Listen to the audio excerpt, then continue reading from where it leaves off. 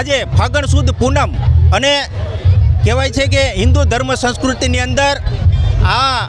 પવિત્ર તહેવાર એટલે કે હોલિકા દહન અને ધૂળેટી જે પૌરાણિક કથા છે અનુસાર હિરણ્યકશિપુ રાજા એમને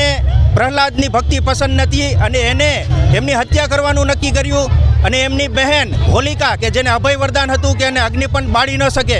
તો એમને પ્રહલાદને એના ખોળામાં લઈને અગ્નિ ઉપર બેસવાનું કહેવામાં આવ્યું અને ભગવાન પ્રહલાદની ભક્તિ એ કામ કરી ગઈ જ્યારે હોલિકા પ્રગટાવવામાં આવી અને હોલિકાઓની ઉપર બેઠા હતા અને અગ્નિ પ્રગટાવવામાં આવી એટલે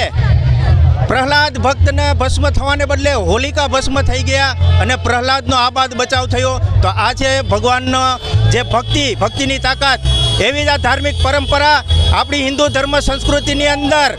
કહેવાય છે કે હોલિકા દહનનો તહેવાર કે ભારતભરના તમામ હિન્દુઓ કે તમામ ગામો શહેરો અને તમામ વિસ્તારોની અંદર હોલિકા દહન થતું હોય છે અને હોલિકા દહનનો મતલબ છે કે અસત્ય પર સત્યની જીત, બુરાઈ પર અચ્છાઈની જીત. અને આ પવિત્ર તહેવાર નિમિત્તે ધાર્મિક પરંપરાઓ અને જે આપણી પૌરાણિક પરંપરાઓ છે એના મુજબ કે હોલિકા દહનના દિવસે હોળીની ઝાડ કઈ દિશામાં જાય છે એના તરફથી આખા વર્ષનું જે વર્તારો છે એ પણ થતો હોય છે કે વરસાદ કેવો થશે એ બધો વર્તારા પણ હોય છે અને સાથે સાથે વૈજ્ઞાનિક કારણોની અંદર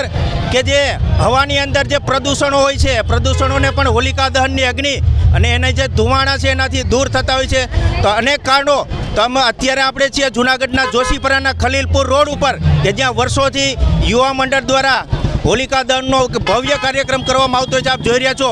કે અસંખ્ય શ્રદ્ધાળુઓ દર્શન કરી રહ્યા છે હોલિકા દહનના અને આ હોલિકા દહનના લાઈવ દ્રશ્યો આપ નિહાળી રહ્યા છો કે અત્યારે જે અદ્ભુત માનવ મહેરામણ શ્રીફળ, ધાણી, ખજૂર, દાણા એમની સાથે પાણીનો લોટો ભરી અને શ્રીફળ